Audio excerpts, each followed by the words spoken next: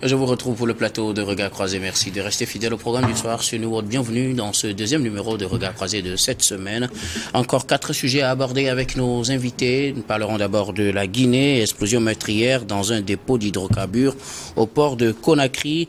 Après la Guinée, direction la République démocratique du Congo pour parler de la RDC et du Rwanda. Si Kagame veut la guerre, il l'aura. C'est des déclarations de Félix Tshisekedi. Nous en parlerons avec nos invités. Troisième sujet, Centrafrique, des paramilitaires américains en cours d'installation à Bangui. C'est une interrogation. Puis nous terminerons avec le Togo, le torchon brûlant entre Monseigneur Podro et Agbeyomi Kodjo. Et nous en parlons avec deux invités pour le moment ici en studio avec nous. Credo Tété, vous êtes journaliste au journal Le Médium. Bonsoir Credo et bienvenue. Bonsoir Guillaume et bonsoir à tous ceux qui nous suivent. Aujourd'hui, notre deuxième invité, Rodrigue Aego, également journaliste. Vous êtes aussi analyste politique. Bonsoir Rodrigue et bienvenue. Bonsoir docteur Guillaume, ravi de me retrouver avec mon cher frère Credo Tété. Bonsoir également à tous ceux qui nous suivent ici au Togo, en Afrique et de par le monde. Nous serons rejoints, si tout va bien, par notre troisième invité, Dieudonné Sewonou. Mais bien avant, nous allons commencer avec le premier sujet, direction la Guinée, explosion meurtrière dans un dépôt d'hydrocarbures au port de Conakry. Une explosion a eu lieu dans la nuit du 17 au 18 décembre au port de Conakry. Selon un dernier bilan communiqué par le gouvernement, cela fait 14 morts et 190 blessés.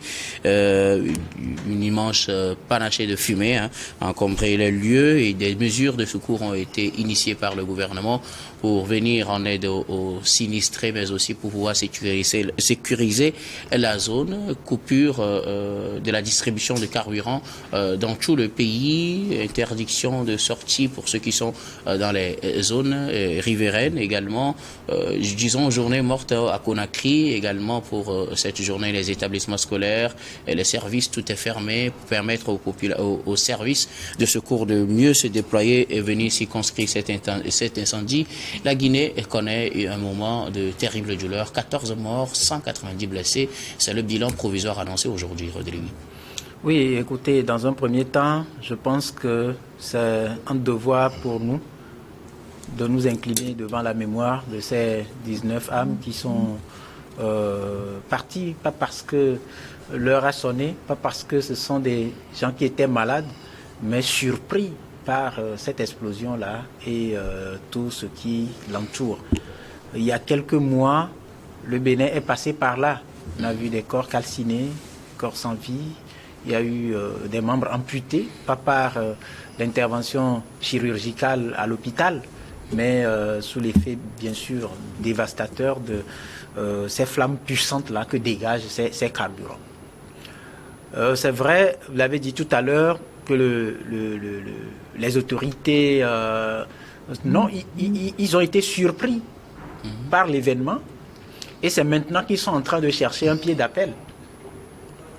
Le premier réflexe a été de mettre d'installer une ceinture autour de la zone pour empêcher donc des va-et-vient et aussi permettre à tous ceux qui peuvent quitter la zone de sortir de la zone, mais éviter que d'autres personnes viennent pour que ça accentue les conséquences dramatiques de cette situation-là que nos frères et sœurs de la Guinée vivent. Et ce qu'il faut aussi dire, il faut remarquer toutes les difficultés qui se passent aujourd'hui là-bas sur place à pouvoir contenir cet incendie-là, à pouvoir déployer tout un arsenal convenable pour pouvoir éteindre le feu, ralentir donc l'élan des flammes et éviter donc que le bilan s'alourdisse. Et ça pose le problème de gouvernance. C'est pour ça, tout le temps, je ne cesse de le dire, on ne vient pas à la tête d'un pays pour s'offrir une vie de sultan. On ne vient pas à la tête d'un pays pour prendre le vilain plaisir de piller les ressources du pays, de créer une dangereuse minorité qui s'accapare les richesses, qui pille sauvagement les richesses, mais c'est beaucoup plus la capacité du dirigeant à mettre en place des moyens ou des mécanismes qui permettent de répondre efficacement aux moindres besoins spécifiques exprimés par les populations. Il y a, par exemple, des pays européens, je sais que les gens vont dire, Rodrigue, il raconte des histoires. Oui, vous êtes dans votre matière, moi je ne vous regarde même pas, je suis dans la mienne et j'évolue là-dedans, tranquillement. Imaginez un seul instant, si une sorte d'ouragan, je ne sais pas quel nom on va lui attribuer, arrive à frapper par exemple un pays africain, vous faites un pays de la sous-région. Imaginez tout ce qu'on aura comme difficulté. Récemment, vous avez vu les images au Ghana avec le débordement du fleuve Mono. Vous avez vu tout ce que ça a semé comme désordre à Sogankopé. Ça veut dire que ça pose le problème de manque de vision. Le problème, je l'ai dit, quand tu fais le tour du monde, tu reviens, tu comprends que les Occidentaux ne sont pas en train, tout ce qu'ils sont en train de faire aujourd'hui, c'est pour les 100 prochaines années.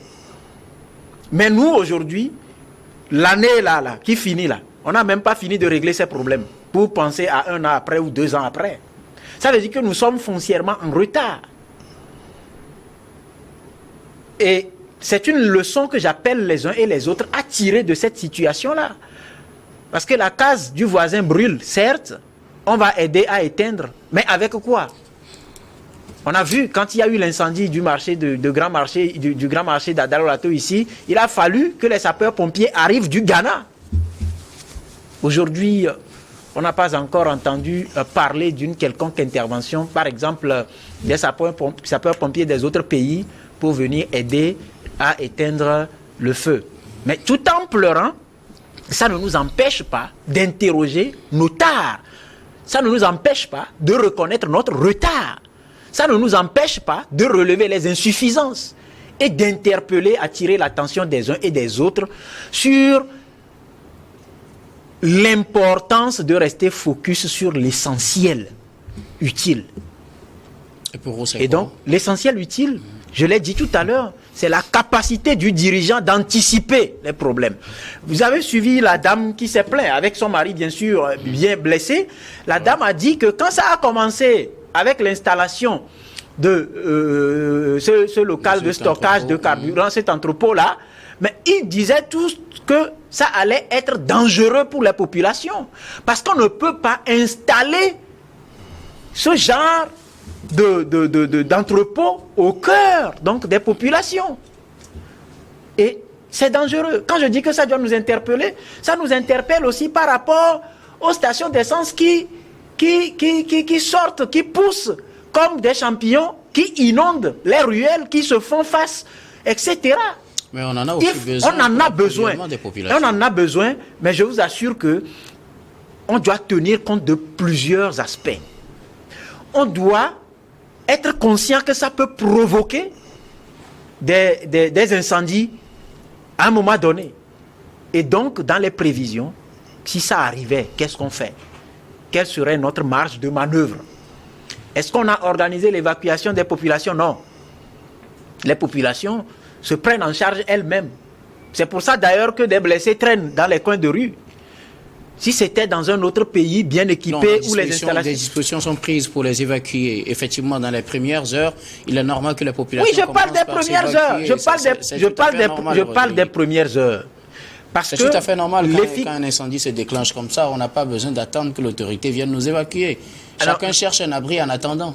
Oui, chacun cherche un abri en attendant. Moi, je dis, quand vous prenez par exemple, un quartier X, dans lequel il y a par exemple un entrepôt de carburant. À quelle distance de l'entrepôt doit se situer par exemple un service des sapeurs-pompiers?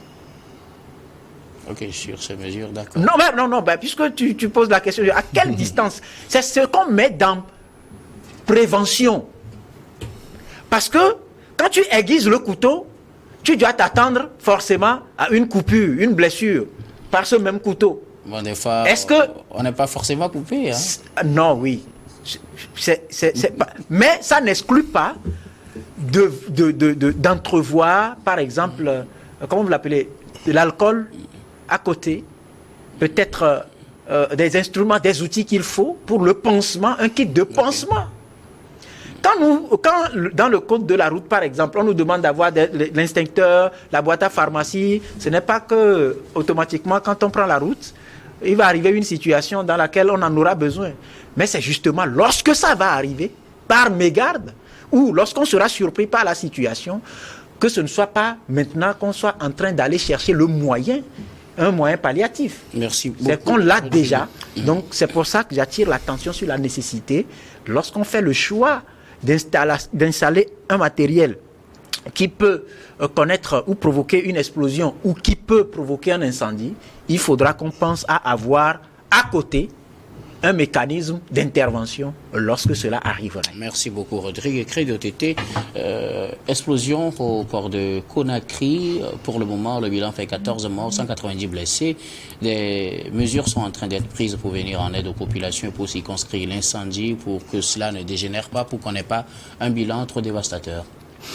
Oui, je crois que le mal est déjà fait. Le mal est déjà fait et je ne crois pas que ça soit l'occasion où il faut communiquer sur les mesures de secours. Moi, je voudrais interroger les études qui ont été faites avant de disposer de cet entrepôt d'hydrocarbures au port de Conakry.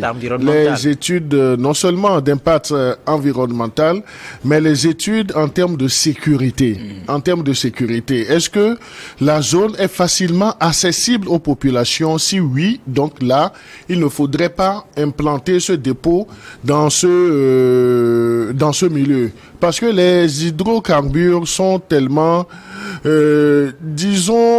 font assez de dégâts et dans la seconde près. Donc il ne faudrait pas. Est-ce que les mesures est-ce que les dispositions ont été prises?